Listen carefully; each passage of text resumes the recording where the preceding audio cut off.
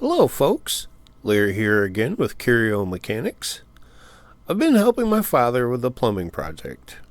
To be honest, I left his garage door open and let the plumbing in the garage and the work area above it freeze, which burst some of the piping. As we've worked to repair the damage I caused, it occurred to me that modern plumbing probably has a pretty interesting history, so I'll take you along as I learn myself. When most people think of plumbing in history, they think of the Roman Empire as being one of the earliest examples of what we'd consider modern plumbing. But the truth is, by that time, people had over 3,000 years of experience in the subject. Some of the first plumbing was used way back in 4000 BC in the Mesopotamia area. They used baked clay pipes for waste disposal. Another innovation was making these pipes in pieces that could be easily detached for maintenance and cleaning. Although it probably wasn't clear at the time, the removal of human waste from the homes in a sanitary manner really helped improve the health of its citizens. It also helped bring prestige to the area, as most larger urban areas would have had an overhanging smell that wasn't too pleasant. One of the next major civilizations to embrace the concept was in the Indus River Valley around 2600 BC. A quick Google tells me that this area is located mostly in what is now modern-day Pakistan.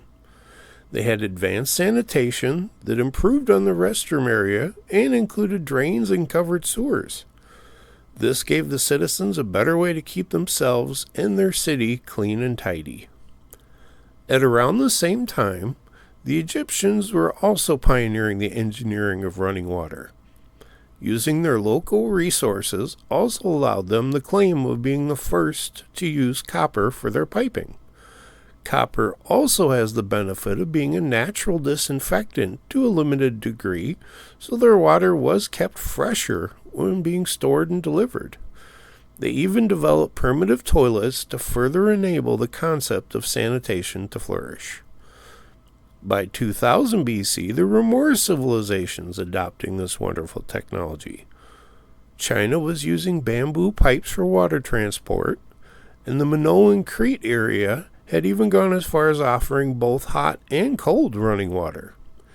Using the clay in the area, the Cretes had fashioned both pipes and proper flushing toilets.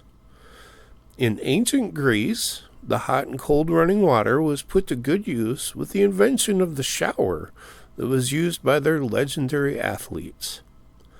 By the time the Romans got into the game in 500 BC, they brought their forward-thinking engineering to bear to create some of the world's most extensive and complex water delivery systems.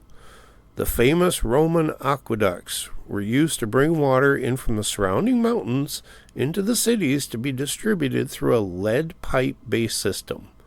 The Latin word for lead piping is plumbum, and that's where plumbing got its modern name. Unfortunately for the Romans, the dangers of lead poisoning were not known yet, and they even used it to sweeten their wine.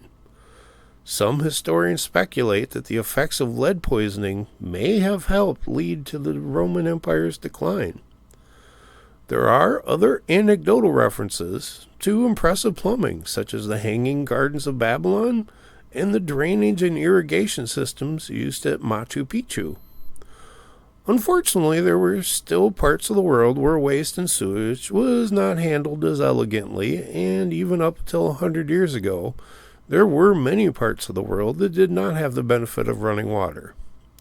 While there are still few remote places on Earth that don't have indoor plumbing, the few places remaining are luckily pretty remote and not very densely populated. Another major benefit of the mastery of water wrangling was the irrigation of farm crops. It is estimated that irrigation approximately doubled the output of the land. In ancient Mesopotamia, the irrigated land could, on a good year, outperform a dry, bad year by a factor of 100. This is quite the jump. Using the natural irrigation of the flooding of the Nile River Valley is what allowed the ancient Egypt area to support such a large population and flourish. The mechanisms usually relied on gravity as the primary way to move water, but some ingenious innovations like the shadoof were also used to move water uphill. The shadoof is simply a bucket on a seesaw on one end and a counterweight on the other, but it could still move over 500 gallons of water in a day. The sakea was another, slightly later invention that was simply a wheel with a bunch of buckets attached to it and was powered by animals.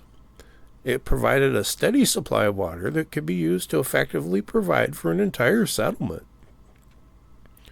So the silent battery of pipes that now run all over the globe have both helped us live cleaner and longer lives, as well as putting more food on the tables. I think it deserves a little recognition. Thank you to all of the civil engineers and plumbers that have helped us all live a better life when most of us don't give a second thought to what happens when we turn on the faucet. It just works, and a hot shower is an indulgence we seemingly take for granted. That's it for our quick tour through the history of plumbing. If you learned something or have anything you'd like to add, please put it down in the comments. And if you're new to the channel, consider subscribing and maybe joining our Patreon. Thanks for watching to the end of the video. I appreciate it. And most of all, I hope you enjoy your day.